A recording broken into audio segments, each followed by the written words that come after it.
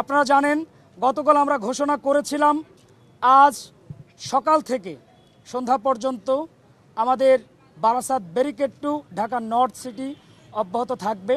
তবে বিশেষ বিবেচনায় যেহেতু আমরা সংখ্যাগরিষ্ঠ মুসলিম, আমরা আমাদের কর্মসূচি বেলা 11টার পর থেকে শিথিল করে দেয় বিশ্ব ইজতেমার জন্য। আগামীকাল যে বিষয়টি স্পষ্টভাবে উল্লেখ করে দেওয়ার জন্য আজকে আলোচনা করছি তা হচ্ছে আগামীকাল সকাল 11টা থেকে রাত 10টা পর্যন্ত বন্ধ থাকবে।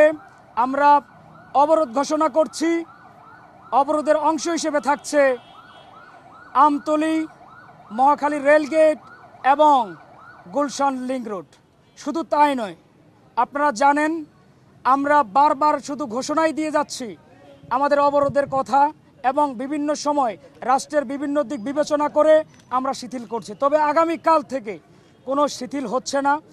একই সাথে তিতুমিরের শিক্ষার্থীরা যেহেতু বিশ্ববিদ্যালয় আন্দোলনের জন্য সংগ্রাম করছে, রাষ্ট্র বারবার দ্বিচারিতা করছে, শিক্ষার্থীদের পক্ষ থেকে আগামীকাল সকাল 10টা থেকে অনির্দিষ্টকালের জন্য তিতুমির শাটডাউন ঘোষণা করা হলো।